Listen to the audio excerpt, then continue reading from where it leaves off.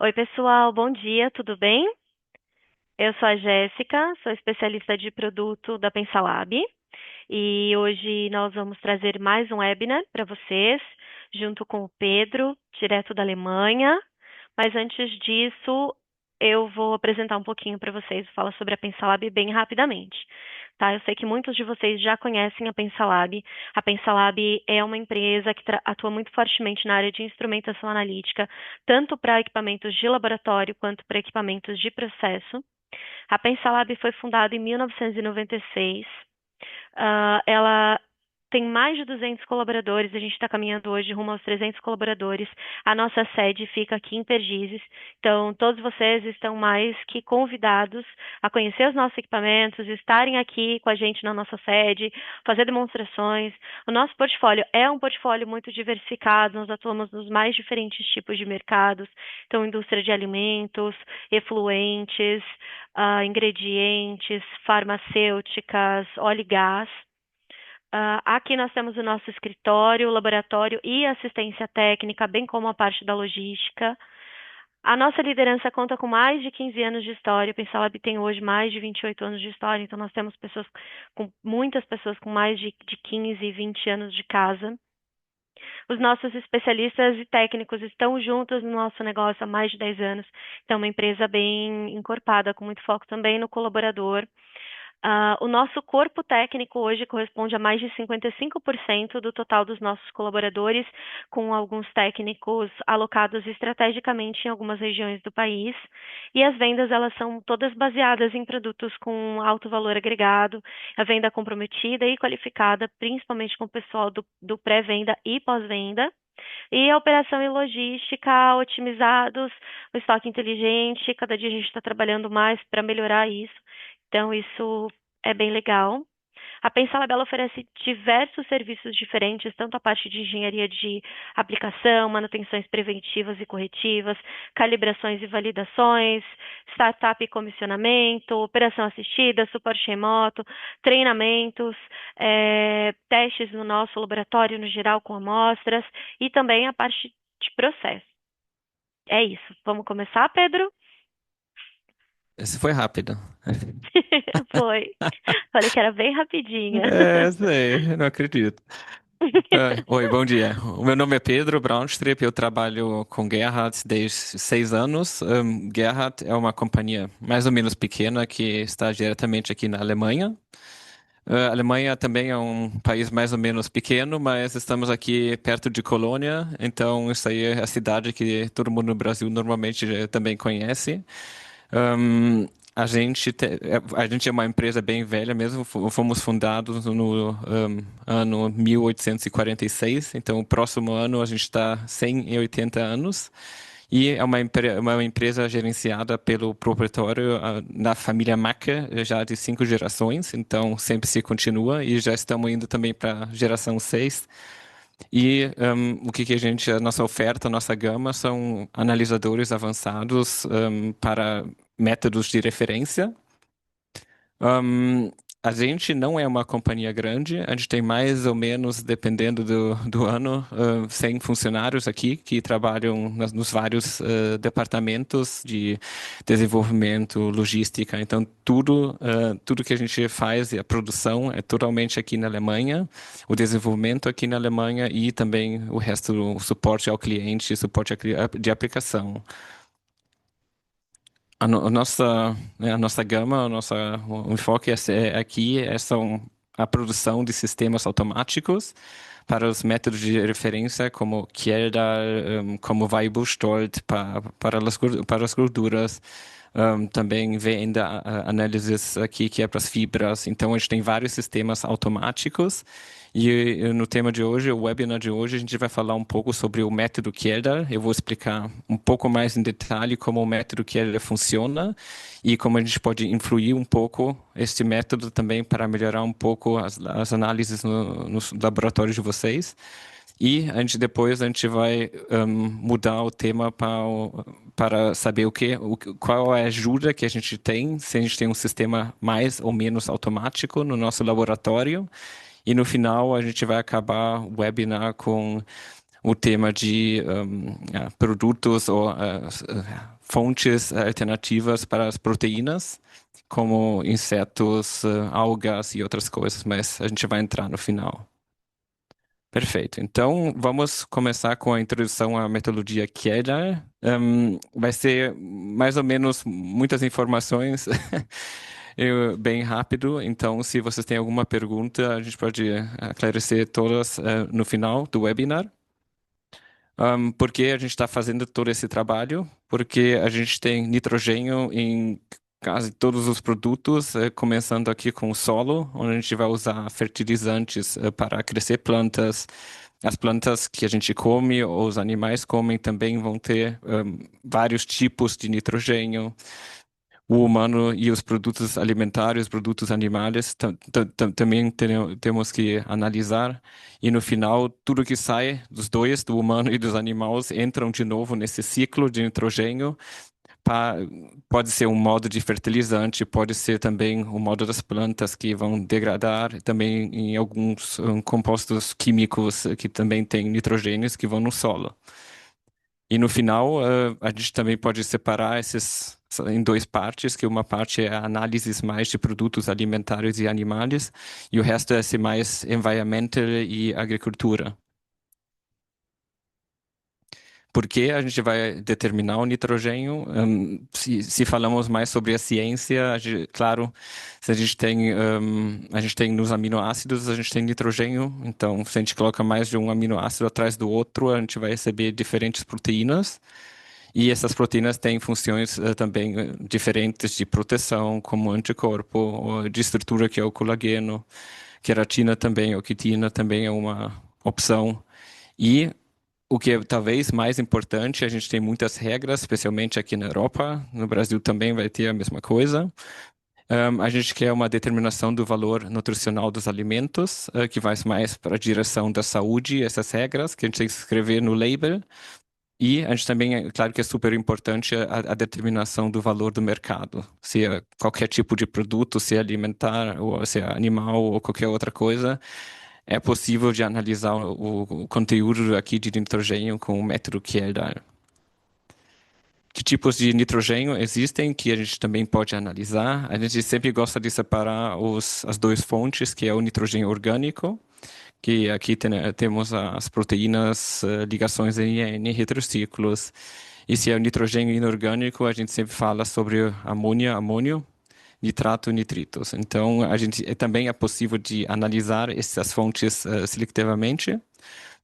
E se a gente vai analisar nitrogênio no laboratório, a gente sempre tem dois métodos principais que são usados. O primeiro, que é mais velho que Kjeldahl, é o Dumas. O que a gente faz aqui é pegar o nosso produto, vamos colocar um pouco de oxigênio, vamos queimar ou combustir com um catalisador e vamos mudar o nosso composto químico com nitrogênio a CO2, água e os oxídos do nitrogênio. No segundo passo, o que a gente tem que reduzir de novo, porque no final esse sistema que a gente também tem aqui, se chama N-Realizer, vai analisar o fluxo de nitrogênio no final e vai se integrar e te dar um valor sobre uma calibração.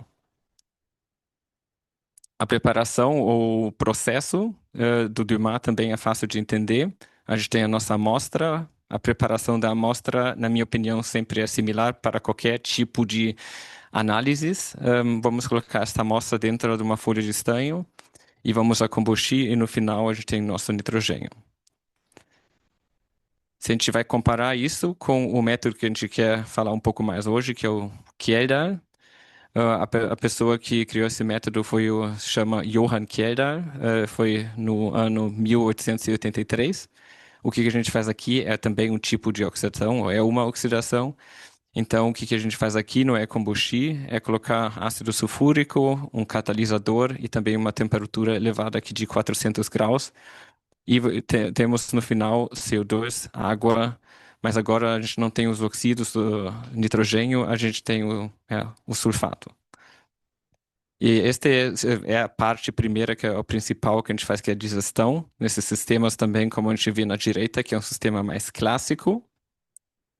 E, claro, no segundo passo, a gente tem que continuar com o nitrogênio. O que que a gente vai fazer é colocar a sosa em cima, cambiar o pH para o rango básico e vamos liberar o amônia.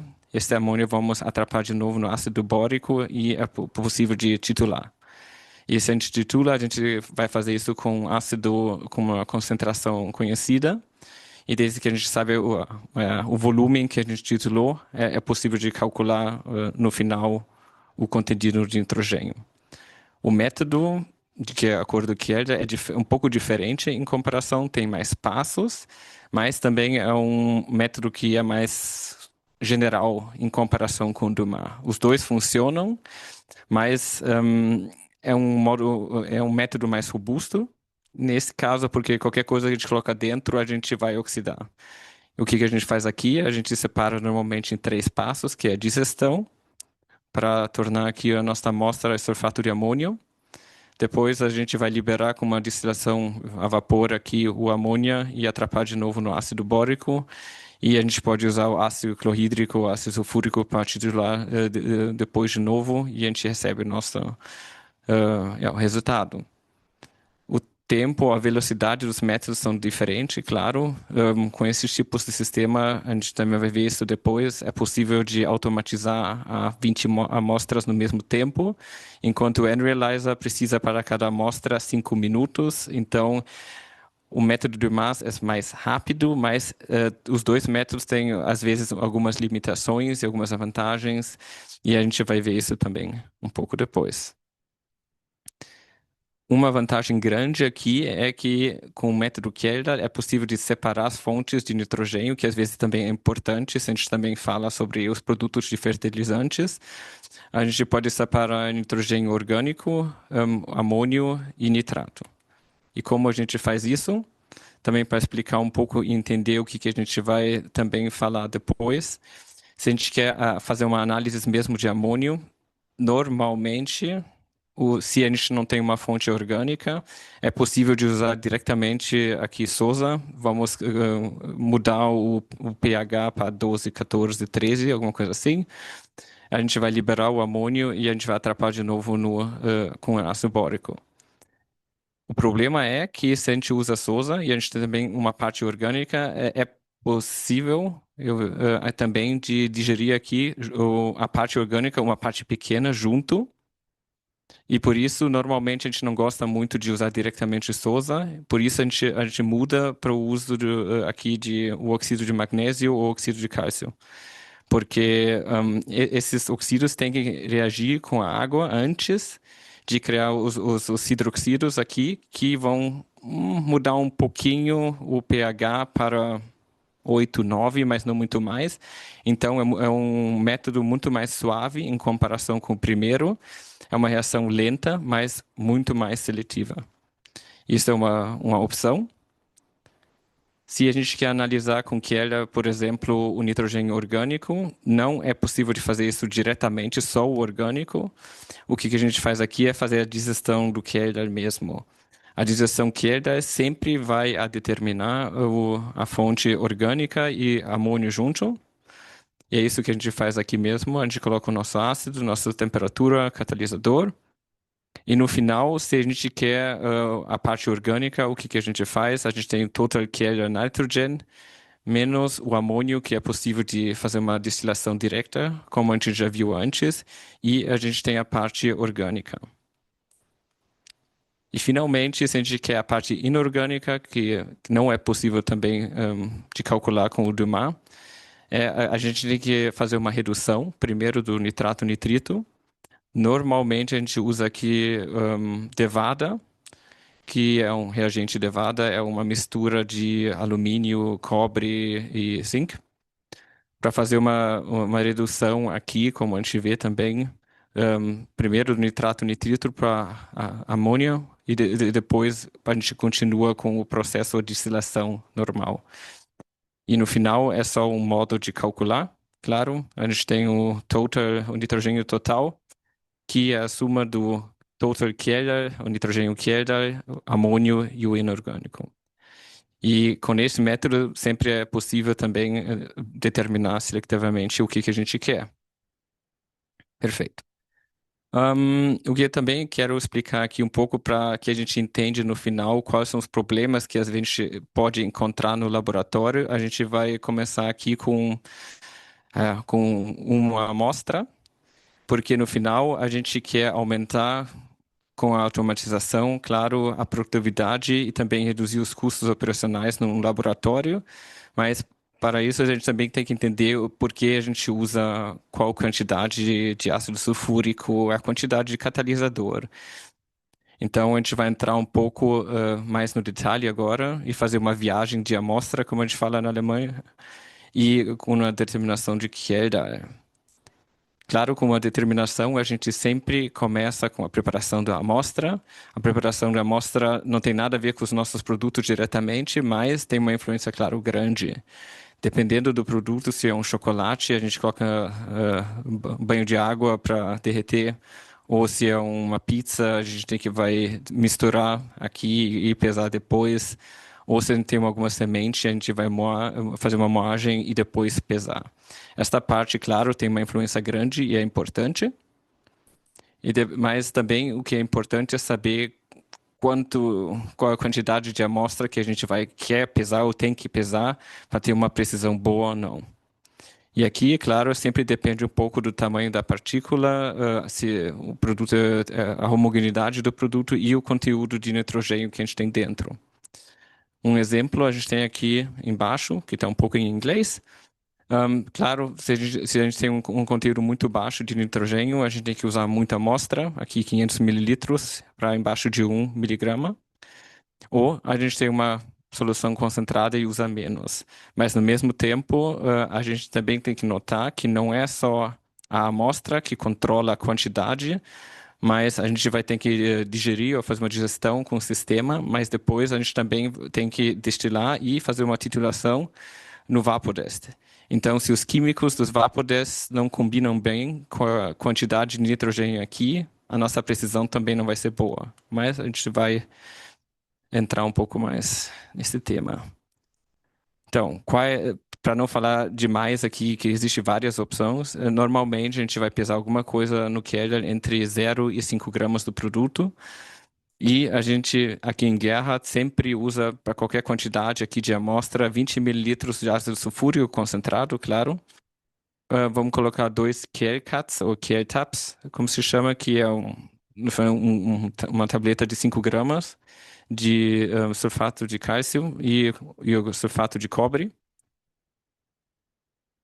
E no final, a gente vai digerir ou fazer uma digestão. Por que a gente usa 20 mililitros? Porque a gente sempre quer ter um excesso de ácido na digestão, porque a gente tem vários consumos diferentes desse ácido com a amostra. E não só com a amostra, também com outras partes. Por exemplo, se a gente tem agora aqui o nosso produto, a gente vai consumir para oxidar só o produto ou a parte que tem nitrogênio.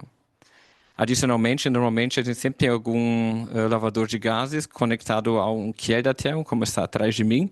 Então, a gente também tem um processo de evaporação, que são mais ou menos, se tu tem um vácuo-Sog, são mais ou menos 1,5 mililitros por hora. E uma coisa que muitas pessoas também não sabem, o ácido também vai reagir junto com o sal que a gente usa nessas tabletas de 5 gramas. Então, a gente também perde aqui mais ou menos 0,3 mililitros por grama de sal. E desde que a gente usa 10 gramas de sal, numa digestão estándar, a gente vai perder aqui já 3 mililitros. E, claro, todas as outras partes que não tem nada a ver com nitrogênio, como aqui as gorduras, carboidratos, também vão consumir aqui uma parte do nosso ácido.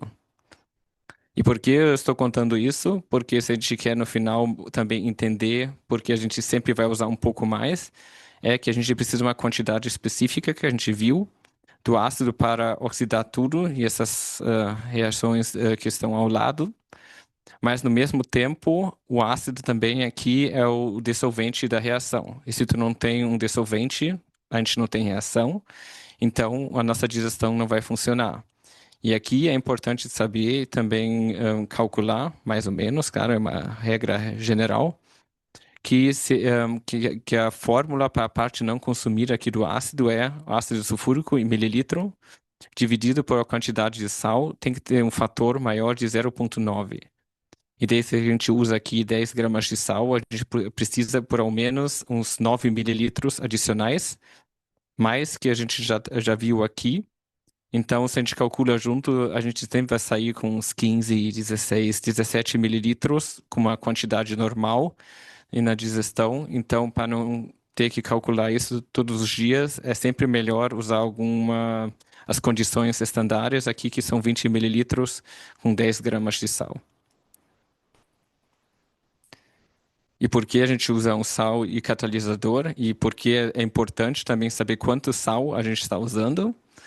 O sal aqui serve para aumentar o ponto de ebulição. Então, dá para ver também, está também em inglês aqui a gráfica. Mas se a gente usa 10 gramas de sal, a gente tem uma temperatura no sistema, a gente não está falando do bloco, a gente está falando dentro da solução mesmo, onde a gente tem a reação, de 370 graus. E se a gente aumenta a quantidade do sal, e a gente tem uma quantidade aqui de 20 mililitros de ácido sulfúrico fixo, se a gente aumenta a quantidade de sal, a gente também aumenta a temperatura. Então, a gente não controla diretamente a temperatura sobre a temperatura do Kelly-Therm, ou do bloco de digestão. A gente sempre controla a temperatura da reação sobre essa regra aqui general, que é a relação ácido a sal. E a gente sempre diz que a gente está no óptimo se a gente tem 1 a 2. Então, 1 grama de sal a 2 mililitros de ácido. Claro que também é possível usar aqui 5 gramas de sal e 10 mililitros de ácido, mas a gente sempre tem que estar dentro, porque se a gente tem menos sal, a reação é mais lenta, porque a gente está tem uma temperatura mais baixa. E se a gente usa muito sal, a partir de 390, 400 graus, a gente também pode ter perdidas no nitrogênio. Então, a gente não quer aumentar demais aqui a temperatura. Então, isso é uma coisa muito importante. E o que tem que acontecer dentro de um bloco, uma digestão? Um, o que a gente quer fazer aqui não é evaporar todo o ácido que a gente quer usar para oxidação, mas ter um refluxo dentro dos tubos.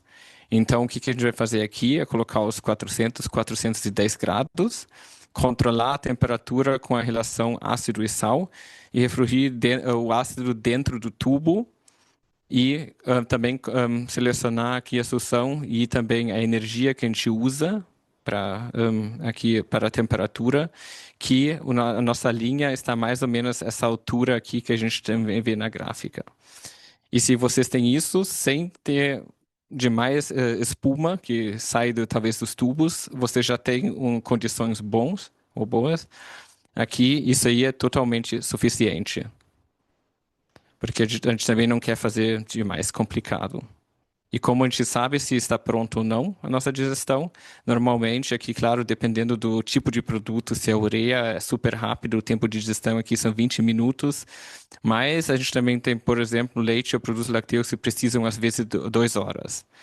Então, é importante saber também visualmente se estamos prontos. Aqui vocês vão ver ou observar um vidro transparente, normalmente sem resíduos na parede. Vocês têm essa aparência de uma linha de refluxo muito clara. Também dá para ver antes, mas no final, quando a oxidação está pronta, é um pouco mais claro. A solução deveria ser clara, mas vamos ignorar um pouco também, porque as partes inorgânicas, claro que a gente não vai oxidar com 400 graus aqui. E a gente também vai ver uma separação do vapor do ácido e também do líquido. E se a gente vê isso, a gente vai continuar 30 minutos mais com a digestão, só para estar seguros, e daí a gente sempre vai receber uma digestão com uma recuperação boa. Bom, agora a gente entra, claro, nos sistemas, como a automatização aqui aumenta a confiabilidade da digestão. A primeira coisa que a gente já viu é que as condições da digestão são muito importantes, como a temperatura, que a gente tenha mais ou menos a mesma temperatura em todos os tubos, que a gente tenha a mesma quantidade de sal e ácido, que a gente tem uma solução que funciona automaticamente porque é necessário. Então, o que a gente quer aqui com o QLDATEM especialmente é um sistema ou uma padronização das condições de digestão, que são quase iguais em todas as posições. Então, a gente também vai receber com esse nível de automação mais alto, uma precisão mais alta. Claro, no mesmo tempo, a gente não quer estar 2 horas em frente ao sistema, então a gente também quer optimizar aqui o tempo de presença. Se a gente fala aqui do que é da TEAM, normalmente a gente programa uma vez um método, a única coisa que a gente tem que fazer manualmente é colocar o rack com os tubos dentro do sistema, abaixar aqui a sução e apertar o botão. E depois a gente pode sair, porque a gente tem um lift que vai abaixar as amostras e depois também vai levar de novo. A gente também tem partes automáticas para controlar o lavador de gases. Se a gente precisa também uma garrafa adicional para enfriar o fluxo de gás, dos vapores, também é controlado automática sobre o QLDATEM. E quanto mais todas essas condições estão estandarizadas e automáticas no método, quanto melhor também no final a digestão. E, claro, sempre também é bom ter uma opção aqui de controle visual do processo. É por isso que a gente tem essa entrada na frente de vidro com uma luz por, acho que dá para ver também aqui atrás de mim um pouco, para ver o que está acontecendo rápido e talvez também diretamente intervenir se tem algum problema. Claro que também tem outras partes, como essa parte de enamel ou de superfície aqui, que é resistente contra ácido e outras coisas, mas facilita, claro, limpar o sistema e a longa vida útil, mas não a produtividade diretamente. Mas também não perder tanto tempo para limpar o sistema também é tempo que se pode usar para um outro sistema. E uma coisa que também é super importante, se a gente fala aqui do QLDATEM mesmo, é esse EcoKit, como a gente chama. O EcoKit é uma combinação aqui de uma termoplaca que vai em cima do bloco. E a gente tem atrás conectado com o sistema ventiladores para o resfriamento. O que acontece aqui? O lift vai tirar as amostras aqui da posição de calentamento e os ventiladores vão começar para esfriar as amostras mais rápido. Ao mesmo tempo, a gente tem a opção, porque se a gente quer continuar a próxima vez com uma temperatura mais alta e não tem que esperar que a gente chega de novo nos 410, a gente coloca a termoplaca em cima e a gente não vai esfriar junto com o ventilador o bloco.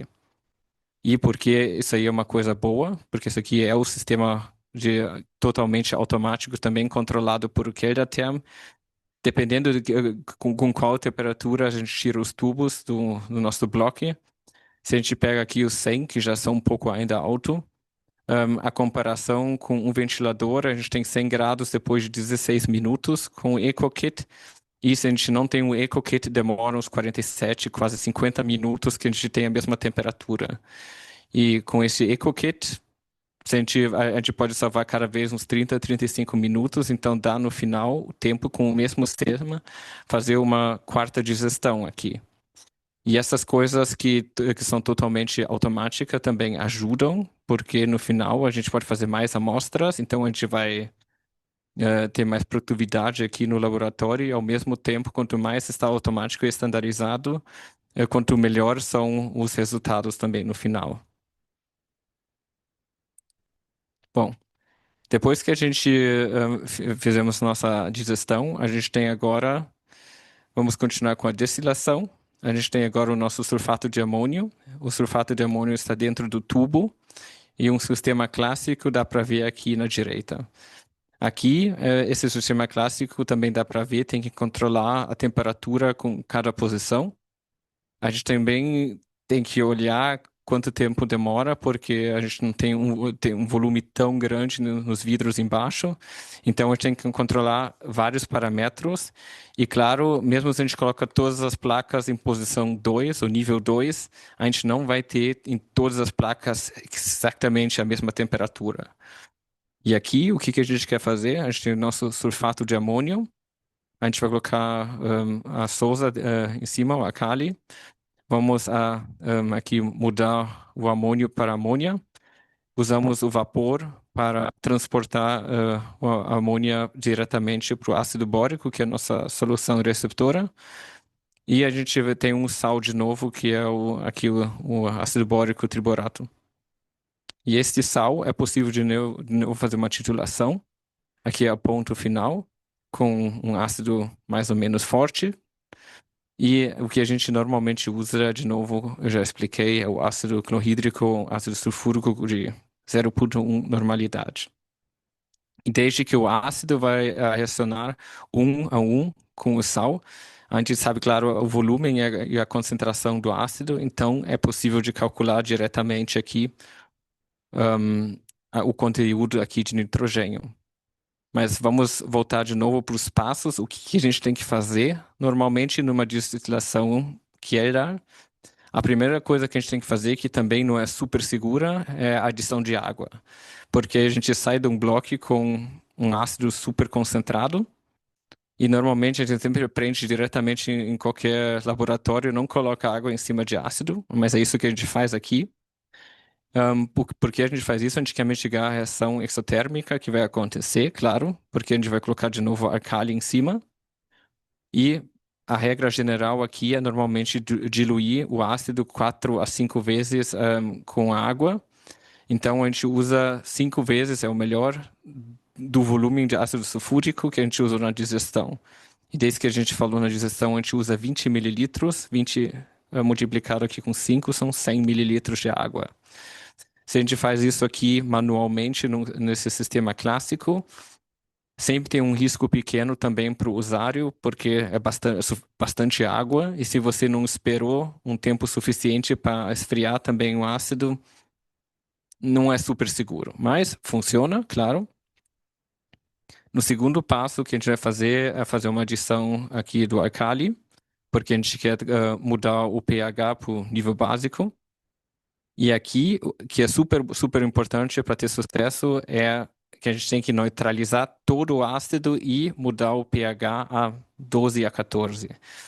Então, a gente precisa um volume suficiente aqui da alcali e normalmente se a gente usa aqui 80 mililitros, porque a gente aqui usa 4 vezes o volume do ácido sulfúrico, a gente está bem. Adicionalmente, uma coisa que eu acho que não está na apresentação, mas se vocês usam esses K-Cuts de cobre que a gente coloca uma concentração mais alta de cobre dentro. E esse cobre não funciona como um catalisador diretamente, mas no final da reação está dentro da solução. E se a gente muda o pH para 13, 14, esse cobre vai ser reduzido e a gente tem uma solução assim meio negra, então dá para ver diretamente na color que a gente tem um câmbio do pH e tu sabe que tudo funcionou. E se a gente fala aqui de tempo de destilação, com os sistemas clássicos, pode demorar uns 10 minutos se a gente não tem muita sorte, mas no vapor desse normal são normalmente uns 4 minutos. E, no final, claro, a gente precisa da nossa adição de ácido bórico, que a gente faz aqui entre 60 e 80 mililitros. E no final, a gente tem que ainda titular e a gente está pronto. Okay. Também para que a gente entenda um pouco por que alguns tipos de automatizações ajudam muito no método Kjeldahl, a gente também tem que entender como uma titulação sobre o pH funciona. Porque afinal é uma diferença grande a detecção colorimétrica ou também um pH fixo. No final, se a gente trabalha com pH, todos os tituladores automáticos trabalham contra um EQ ou algum ponto específico. Aqui com Kjeldahl normalmente é 4,6. E o que a gente faz é sempre fazer uma titulação sobre esse ponto. Porque se a colorimetria, a gente precisa do torno da cor. E se é de pH, a gente tem que alcançar esse ponto e nenhum sistema, mesmo se a gente faz isso manualmente ou automático, sempre vai passar esse ponto. Então, o que a gente faz é a gente fazer uma extrapolação de volta para esse ponto que deveria ser perfeito e a gente tem o nosso valor. O desafio no final, que também a gente vai ver depois no Vaportest um pouco, é que a gente tem que titular aqui até o ponto especificado, mas o mínimo possível mais, porque quanto menos a gente passa, eu vou para a próxima aqui, quanto menor esses passos do pH, quanto menos a gente passa esse ponto, quanto melhor a gente tem essa extrapolação e quanto mais preciso é no final os resultados que a gente tem. Então, uma coisa que tem totalmente uma influência no na nossa precisão é a combinação da concentração do ácido bórico. Aqui a gente tem 1, 2, 3 e 4%, está em inglês. E a gente tem uma concentração do ácido de titulação de 0,1 normalidade, que é o ácido clorídrico. E aqui dá para ver, dependendo da concentração do ácido bórico, a gente tem um câmbio diferente. E o que a gente quer normalmente é um câmbio rápido, que é fácil de detectar, mas ao mesmo tempo, a gente vê aqui que o câmbio é melhor com 1%, mas ao mesmo tempo, 1% não é uma concentração tão alta de ácido, e por isso a gente está um pouco limitado na quantidade de amônio que a gente pode atrapar aqui. E por isso, normalmente, a gente aumenta 2, 3 ou 4 para ter um pouco mais de capabilidade. Uma recomendação aqui, porque isso aqui são o que a gente faz aqui na Alemanha no nosso laboratório, são essas concentrações aqui de ácido bórico.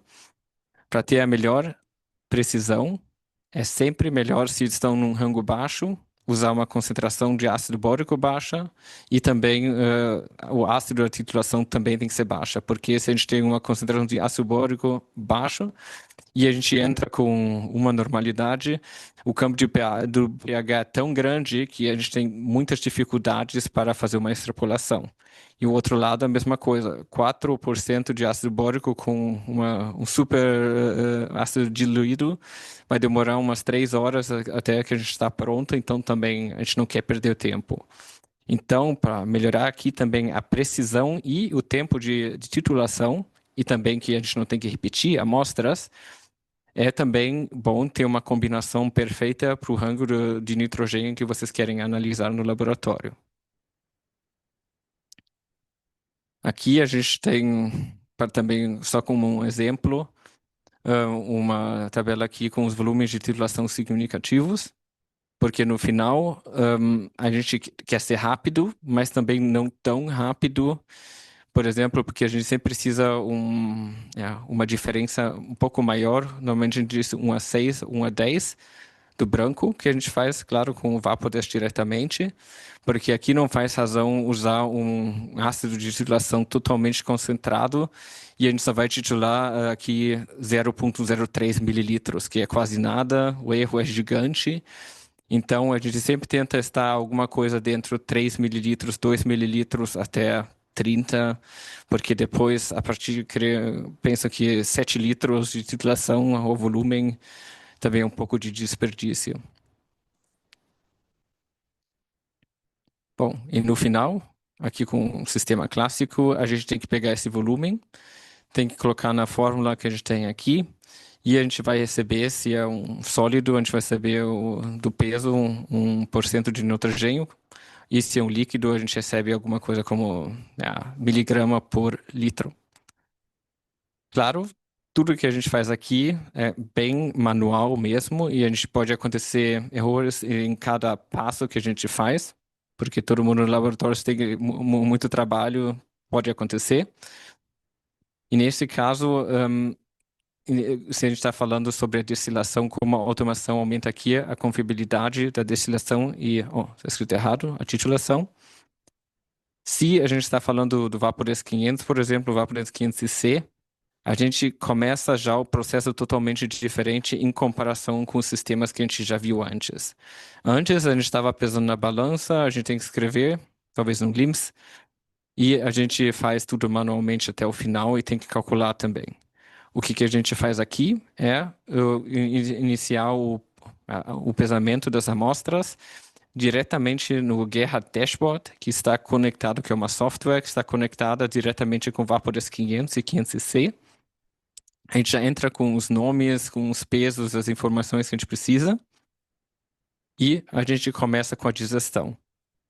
A desilação, como a gente já falou, está totalmente automática, a partir que a gente tem que colocar as amostras dentro. E no final, a gente já tem, desde que o Guerra Dashboard está conectado com o Vapodesk 500, a gente já tem as séries que a gente colocou no dashboard, está dentro do Vapodesk. A gente tem que selecionar a série e colocar os tubos dentro. E como a gente dá para ver aqui também, o Vapodesk 500, em comparação com um sistema mais clássico, a gente tem todos os químicos aqui já dentro, a gente também vai ver isso. Vamos analisar aqui 20 amostras totalmente automática e a gente ganha um feedback diretamente para o dashboard e aqui a gente já tem todas as informações, parâmetros que a gente precisa automaticamente calculadas, sem que alguém tenha que escrever alguma coisa. Isso aí pode acontecer tudo automático e também é possível de conectar o dashboard a um software LIMS. E o que que o sistema aqui, por exemplo, o Vapodesk 500, com o nível de automatização, ajuda no laboratório? A gente é muito similar também com as condições da digestão. Quanto mais estandardizadas as quantidades dos químicos que a gente usa e também o químico que a gente está usando, quanto melhor também para esses métodos. Porque aqui a gente tem a adição automática de todos os produtos químicos, sem que a gente tenha muito contato, porque todos os químicos estão nesses tanques, que se pode comprar diretamente e conectar ao sistema, sem que tenha que transferir alguma coisa. Então a gente tem a segurança do usuário, a gente tem um processo novo padronizado e toda essa parte de neutralização está também dentro do sistema. E se você tem um método que funciona uma vez, funciona para todas as outras amostras também. Então, a gente sempre está seguro que a gente neutralizou a amostra e a gente não tem que estar à frente do sistema em comparação com o método clássico, onde a gente tem que mudar também o nível de esquentar essas placas. Aqui a gente tem, o sistema trabalha por 20 amostras sem que a gente está na frente. E também o início e a parada é totalmente automático a partir de colocar as amostras e os tubos dentro do autosampler. E, claro, a gente também tem esses sensores de nível para saber se a gente tem que trocar o tanque de químico. E o resto é automático. O que também é diferente, como a gente pode melhorar com o sistema automático. Aqui, com o Vaporesk 500 e 500cc, a gente sempre tem uma detecção sobre o pH. A coisa boa, em comparação com colorimetria, e mesmo se a gente faz isso manualmente, é que a gente tem uma rastreabilidade que total da reação, a gente sabe do início ao final todas as mudanças do pH, então a gente sabe exatamente o que está acontecendo dentro do nosso sistema e na nossa reação. E desde que normalmente esse câmbio de pH é muito, muito similar para todas as amostras, a gente vê diretamente se a gente tem um problema ou não. Isso é uma das coisas.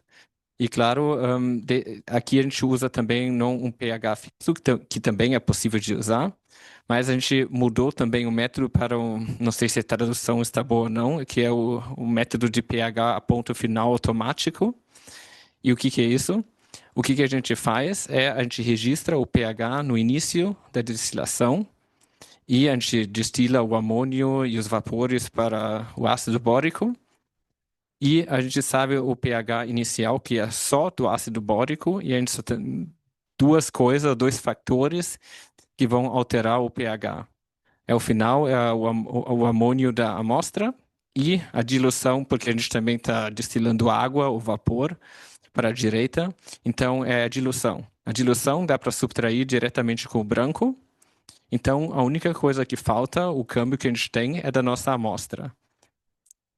E com isso, com esse tipo de sistema, a gente tem várias vantagens e uma flexibilidade total, como a gente disse, porque para outros tipos de sistemas, ou também sistemas clássicos, a gente sempre tenta trabalhar com pH fixo, porque se é um eletrodo, a gente vai destilar ou titular a 4,6. Então, a gente também tem que começar com um pH específico. A mesma coisa se a gente vai agora para a colorimetria, por exemplo, se a gente faz isso manualmente, porque a gente precisa esse câmbio de cor Se a gente não tem câmbio, a gente não tem informação. E aqui a gente sempre tem uma informação. E a flexibilidade que a gente tem é porque para o sistema ele não se interessa muito qual é a concentração do ácido bórico, e também não se interessa muito a concentração do titulador. Só tem que colocar a concentração do titulador dentro, porque o ácido bórico a gente sempre vai ler o pH no início. Se é 4.2 ou 4.0 ou 3.0, não depende, não se interessa muito onde a gente começa. A gente sempre trabalha aqui com a diferença do pH. E como a gente aumenta aqui a produtividade usando esses tipos de sistema, primeiro, qualquer coisa, porque a gente depende. Se a gente compra ácido bórico, a gente compra normalmente com uma concentração específica. Ao mesmo tempo, existem também suficientes laboratórios, porque esse também é mais barato, que vão fazer o ácido bórico com isso mesmo, no laboratório. E num laboratório onde se trabalha muito, é às vezes meio difícil sempre ter uma concentração perfeita. Então, às vezes é 2.2, 1.8. E para esses outros tipos de sistema, pode influir diretamente a precisão do método, porque tem que alcançar um pH específico. E para o nosso sistema, por exemplo, tu não se interessa muito se joga um pouco de ácido bórico dentro, vai diluir em água e se pode usar diretamente. Então, não se perde tempo. O sistema sempre funciona, porque vai usar o pH no início. Então, a gente não precisa perder tempo com verificações aqui das concentrações. E, ao mesmo tempo, desde que todo o sistema com os químicos e tudo é super standard, a gente reduz também o risco de falhas nas amostras. Então, a gente também não tem que repetir. E uma coisa que também é boa, dependendo se a gente quer uma precisão boa ou não, ou ser um pouco mais rápido, aqui, desde que a titulação também é totalmente automática, a gente também pode controlar a velocidade. E por que a gente pode controlar a velocidade e fazer tudo mais rápido? Porque a gente está lendo o pH em todos os pontos da reação. Então, a gente também pode dizer para o sistema, vai titular muito rápido no começo, e nesses pontos finais, é isso que a gente também faz nesse sistema. Tu tem que ser um pouco mais lento para ser mais preciso. Então, a gente tem os dois mundos bons, ser rápido no começo e ser mais preciso no final. E isso só é possível com esses tipos de pH automáticos que a gente usa aqui. Bom, este foi uma explicação mais ou menos curta sobre o método Kjeldahl. E o que a gente queria também falar hoje, também para entender os problemas e o que a gente está fazendo aqui, analisando muito na Alemanha, é o futuro das análises de proteínas. Porque a gente viu agora dois métodos principais que são usados provavelmente 95% em todo o mundo, que é Dumas e Kjeldahl.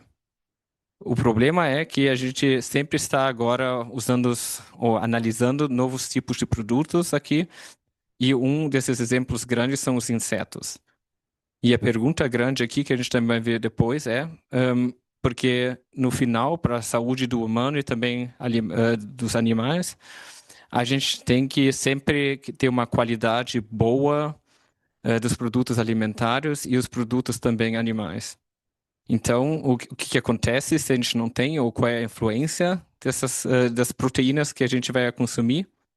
Desde que as proteínas têm várias funções aqui, como músculo, são parte da pele, são parte das membranas celulares, enzimas, anticorpos, então tem uma influência muito grande. Especialmente se a qualidade dessas proteínas e a quantidade está errado, pode ocorrer que a gente tem problemas de eficiência também na digestão.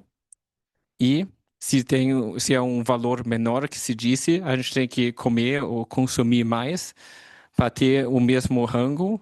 Ou se é uma qualidade mais baixa, e a gente vai ver isso também depois, também tem que se consumir mais. Especialmente agora, é claro, para o humano normal, algumas tolerâncias funcionam bem, mas a gente vai, por exemplo, agora para um hospital ou outra coisa, para alguns pacientes é muito importante que a gente tenha uma alimentação muito específica.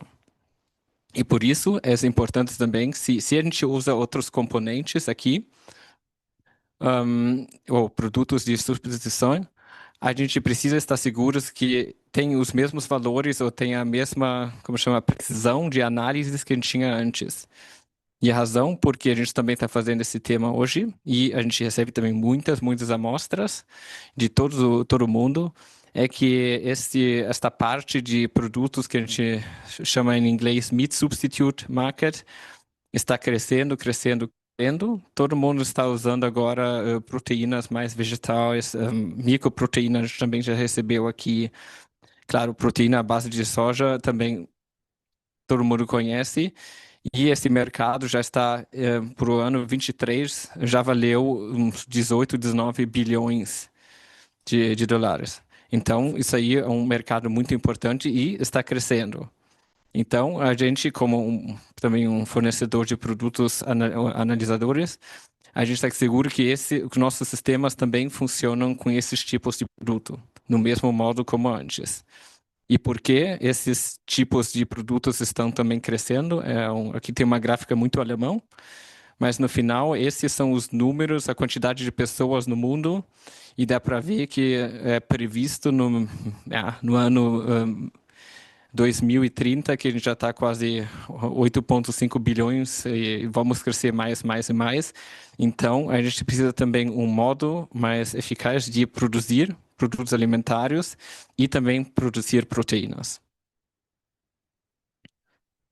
E aqui existem várias alternativas ou substitutos de carne e esses para outros produtos também. A gente tem uma fonte vegetal, que são as proteínas de soja, proteína de aveia, proteína de trigo, o que é um pouco mais raro, mas a gente também tem aqui uma cooperação com a universidade, são as microproteínas, então proteína unicelular obtida sob cogumelos.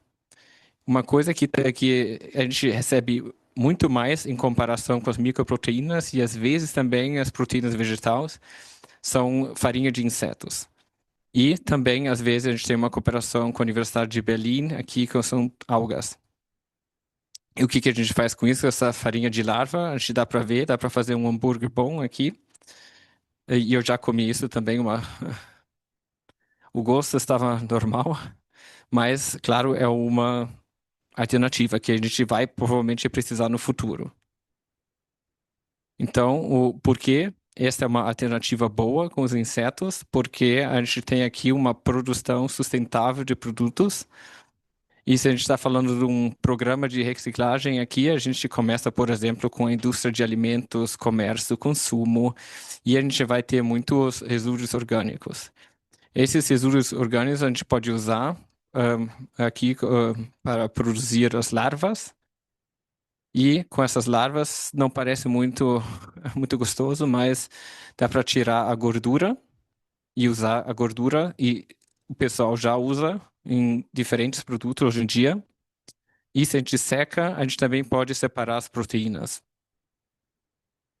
E, por exemplo, com as gorduras, já se usa nos produtos, indústria de rações animais. E também, eu só vi isso uma vez, a produção de biocombustível. E tudo que a gente não usa aqui, ou as partes que a gente não usa, entram de novo aqui na produção de energia para a produção de larvas.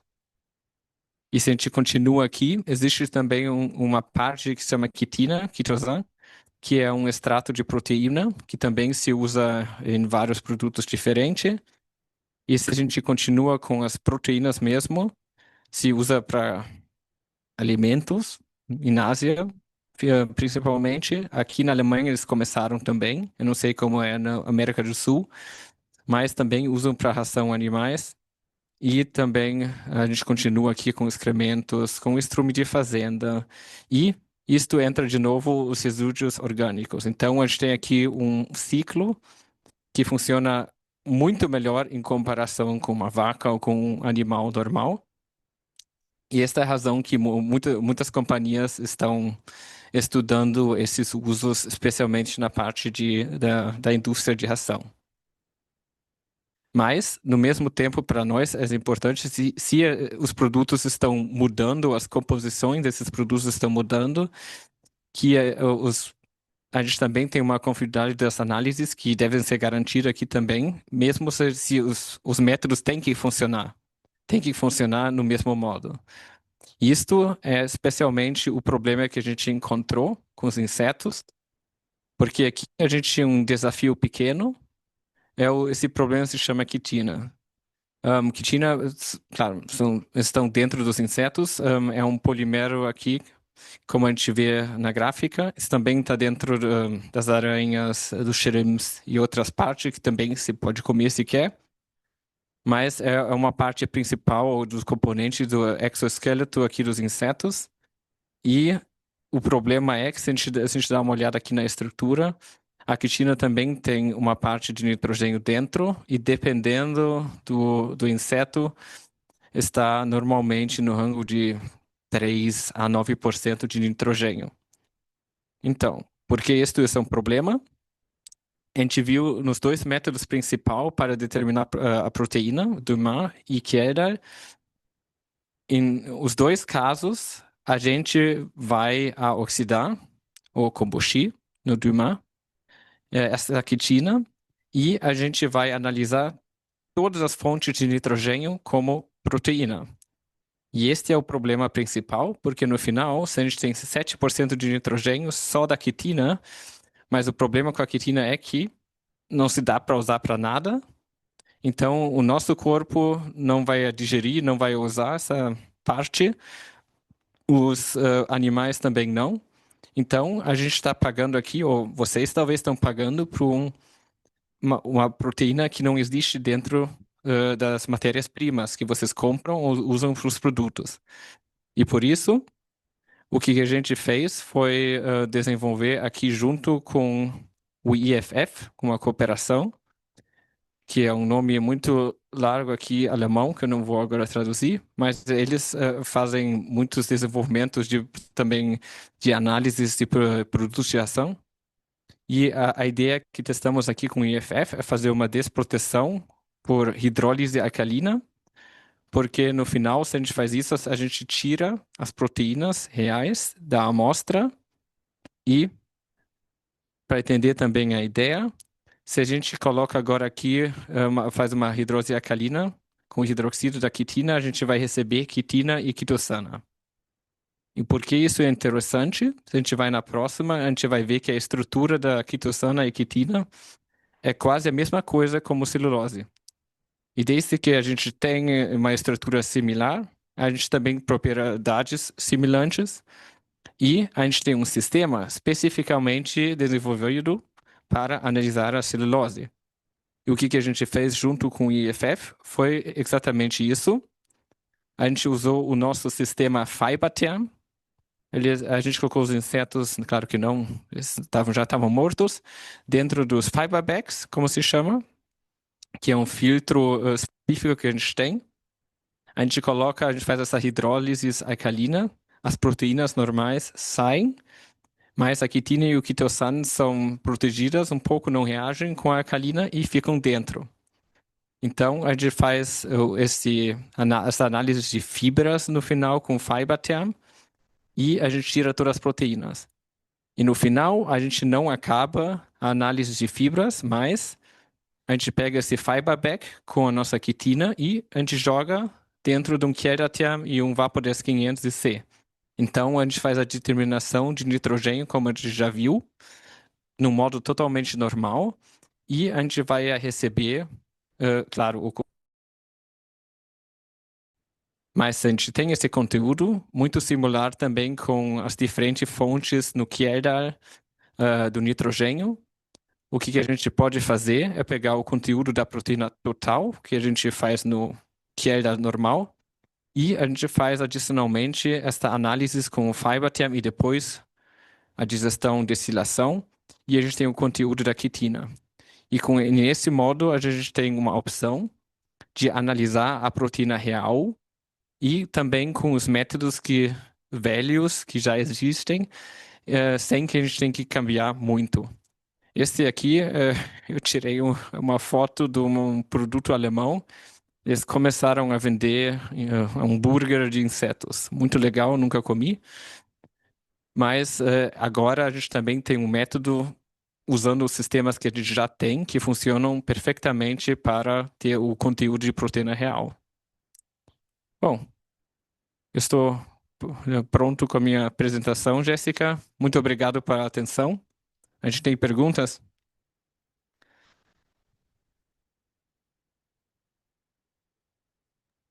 Temos algumas perguntas, Pedro.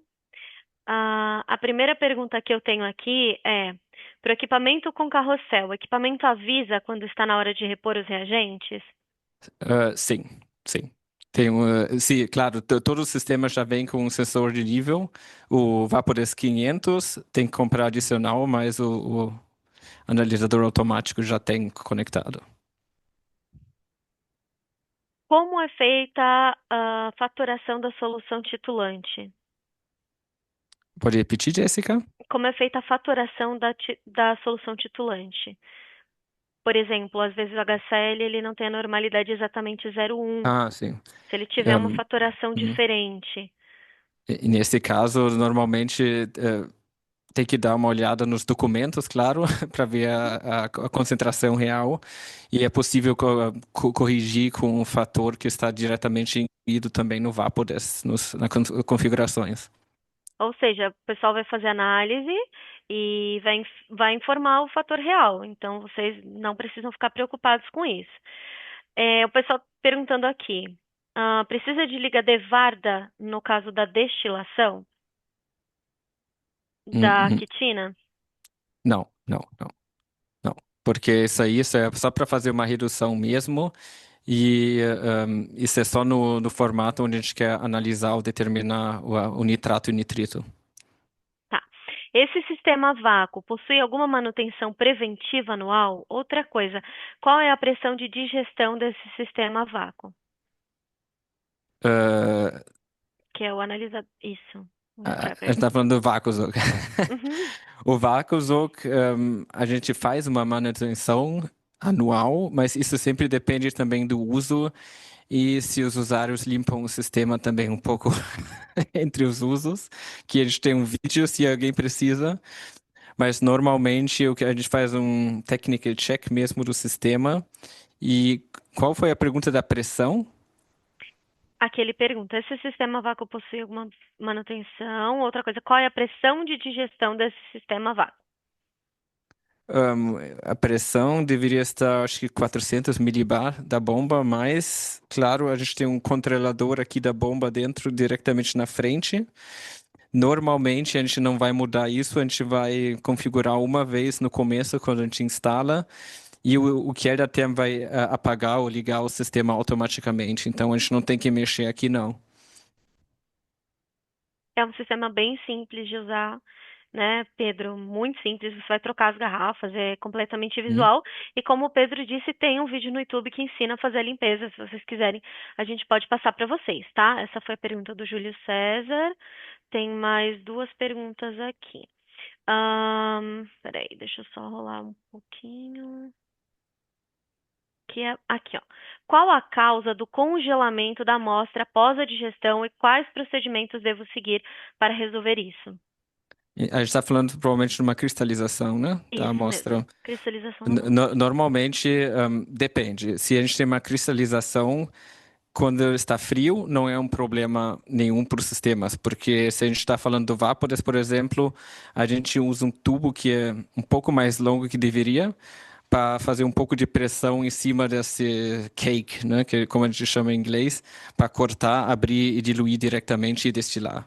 Se a amostra está cristalizada antes, ou nesse modo, quando acabou de sair aqui da posição, daí vocês têm um outro problema, e é um problema que o ácido sulfúrico foi usado antes que a reação acabou. E neste caso, se a gente não tem um dissolvente, a gente não sabe se a oxidação estava pronta ou não, e a gente tem que colocar um pouco mais de ácido ou diminuir um pouco aqui também a sução. Ok. Qual a variação de pH indicada para a titulação no Vapodeste 500C, tendo como matriz o polímero? Eu não entendi a pergunta, Jéssica. Valéria, ah, esse equipamento, ele faz análise, tanto faz, você pode escolher o ponto final, colocar Hum, um pH específico, ou você pode voltar para o ponto automático, que foi o que o Pedro falou. Nesse ponto, quando ele volta para o ponto final automático, no modelo 500 e modelo 500C, existe o que a gente chama de titulação online, que tem uma delta de pH que você define, ou seja, por exemplo, se a diferença já está em 1, ele começou a destilar e já tem uma diferença de pH 1 para o ácido bórico em relação ao pH inicial, ele já começa a titular automaticamente. Existem algumas tabelinhas programadas dentro do equipamento, né, Pedro, onde você consegue hum, escolher exatamente.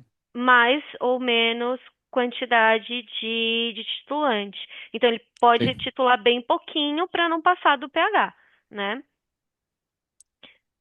O Júlio, ele fez uma outra pergunta aqui, ó. Qual que é a variação comum dos resultados MRCs, que são os padrões certificados que normalmente a gente tem com esses equipamentos? Uh, Ahn, Consegue dar um exemplo de cabeça, Pedro, para soja?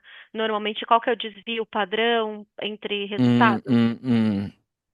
Eu não tenho de memória, porque normalmente o que eu pego, eu vou ler a isonorma para ver o que que é acceptado no, no Brasil e deveria estar dentro, mas normalmente com o sistema, esse é também uma vantagem do Kera e os sistemas automáticos também.